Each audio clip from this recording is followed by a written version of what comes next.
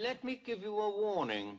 If this man should threaten the peace further, I shall look to you.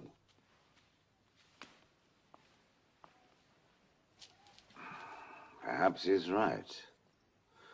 It's time we confronted the Galilean.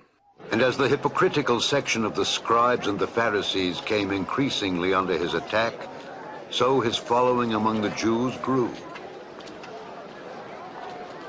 But so did the opposition from those he condemned. It's very little.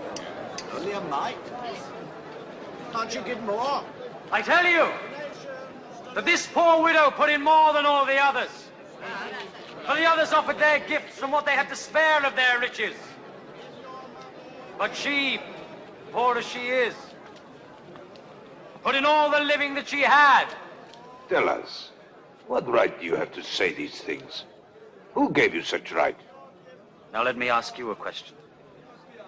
Tell me, did John's right to baptize come from God or from man? Very good question. It is from God or man. What shall we say? If we were to say from God, you will say, why then? Don't you believe, John? But if we say from man, this whole crowd here will stone us. They're all convinced that John was a prophet. We don't know where it came from. Neither will I tell you then by what right I do these things.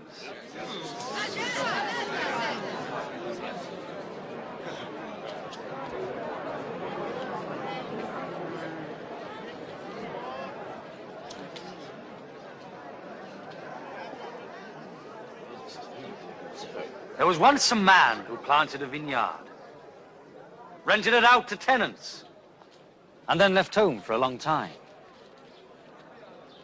When the time came to gather the grapes, he sent a slave to the tenants to receive from them his share of the harvest. But the tenants beat the slave and sent him back without a thing. So he sent another slave. But the tenants beat him too, treated him shamefully and sent him back without a thing. Then he sent a third slave.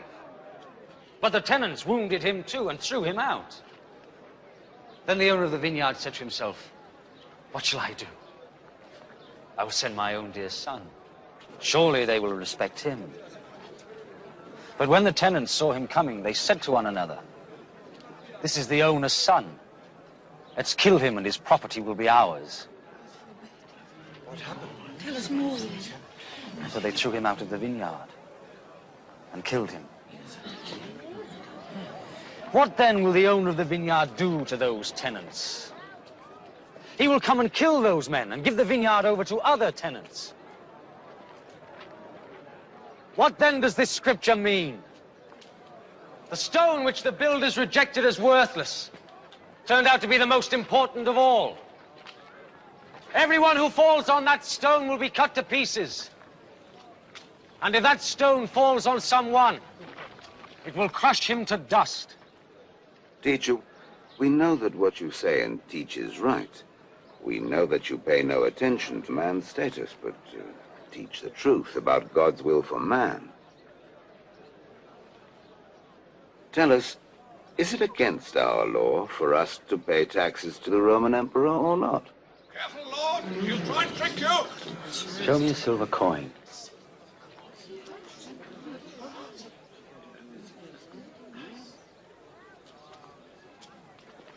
Whose face and name are these on it? Caesar! Then render unto Caesar the things that are Caesar's, and to God the things that are God's.